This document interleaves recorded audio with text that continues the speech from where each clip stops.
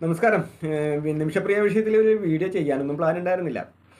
പിന്നെ അതിൻ്റെ രക്ഷാദൗത്യത്തിൽ ഏർപ്പെട്ടവരൊക്കെ അങ്ങോട്ടും ഇങ്ങോട്ടും ഞാനാ ചെയ്തെന്ന് പറഞ്ഞിട്ട് ആ ക്രെഡിറ്റ് അടിച്ചു മാറ്റാൻ വേണ്ടിയിട്ടുള്ള ഒരു കോപ്രായെല്ലാം കാണുമ്പം ചിരിക്കണോ കരയണോ എന്നറിയാതെ ഒരു വീഡിയോ ചെയ്തു പോകുന്നതാണ്. ഇപ്പോൾ നിമിഷപ്രിയ ആരെങ്കിലുമൊക്കെ ക്ഷമിച്ച് എങ്ങനെയെങ്കിലുമൊക്കെ നിമിഷപ്രിയയുടെ ജീവൻ രക്ഷിക്കുന്ന ആയിക്കോട്ടെ എന്നാണ് മനസ്സിലുള്ളത്.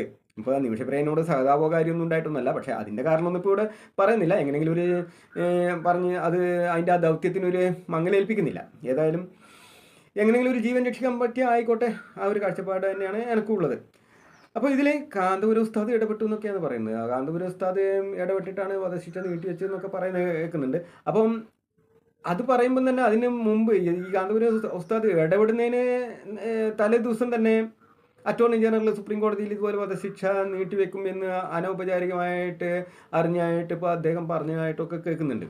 അതുപോലെ തന്നെ തലാലിൻ്റെ കുടുംബം ഈ ചർച്ചയൊന്നും അറിഞ്ഞതായിട്ടും പറയുന്നില്ല. അപ്പം അതിൻ്റെ പിന്നിലെ സത്യാവസ്ഥ എന്താണെന്നൊന്നും അറിയില്ല. ഏതായാലും ഈ ഉസ്താദ് ഇങ്ങനെ ഇടപെട്ടിട്ടുണ്ടെന്നെങ്കിൽ ഉസ്താദ് സുന്നി വിഭാഗത്തിൽപ്പെട്ടാണെന്നാണ് അറിയാൻ കഴിഞ്ഞത്.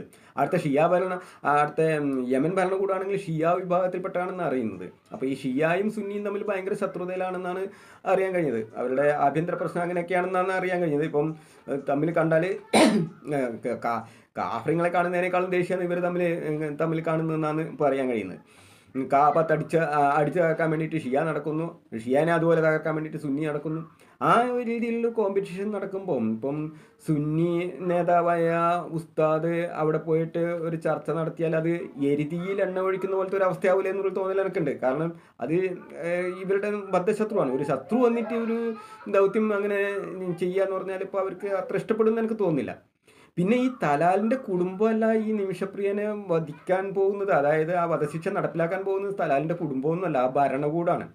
അപ്പോൾ ഒരു ഭരണകൂടത്തെ കയ്യിലെടുക്കണം എന്നുണ്ടെങ്കിൽ ഒരു വ്യക്തിക്കാവുമെന്ന് എനിക്ക് തോന്നുന്നില്ല. ഒരു ഭരണകൂടത്തെ കയ്യിലെടുക്കാൻ മറ്റൊരു ഭരണകൂടത്തിനെ ആവുള്ളൂ.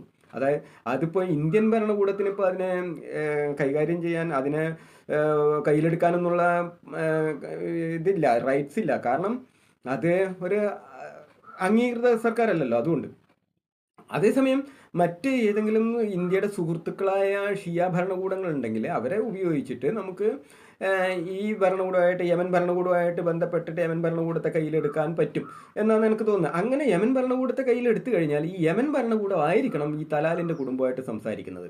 അവർ സംസാരിച്ചാൽ അത് വിജയം കാണാൻ കഴിയും. കാരണം അവർ പറയുകയാണ് ഇപ്പോൾ നിങ്ങളെ ഒന്ന് ക്ഷമിച്ച് ഒന്ന് വിട്ടേക്ക് എന്ന് പറയുകയാണെന്നുണ്ടെങ്കിൽ അവർക്കത് തള്ളിക്കളയാൻ പറ്റില്ല. കാരണം അവരിപ്പോൾ അത് തള്ളിക്കളഞ്ഞ് നിയമപരമായിട്ട് തന്നെ പോട്ടെ, നിമിഷപ്രിയനെ തൂക്കിക്കൊല്ലട്ടെ എന്നിപ്പോൾ അവർ പറയുകയാണെന്നുണ്ടെങ്കിൽ ആ ഭരണകൂടത്തിൻ്റെ ശത്രുത വിളിച്ചു വരുത്തുന്നുള്ളൊരു തോന്നൽ അവർക്കുള്ളത് കൊണ്ട് തന്നെ ഭരണകൂടം പറഞ്ഞാൽ അവർക്ക് അത് ചെവിക്കൊള്ളാതിരിക്കാൻ പറ്റില്ല. അപ്പം മിക്കവാറും അത് സക്സസ് ആവാനുള്ള സാധ്യതയുണ്ട്. അപ്പം ഭരണകൂടങ്ങൾക്ക് എന്തെങ്കിലും ചെയ്യാൻ പറ്റുമെന്നുള്ള ഒരു തോന്നലാണ് എനിക്കുള്ളത്.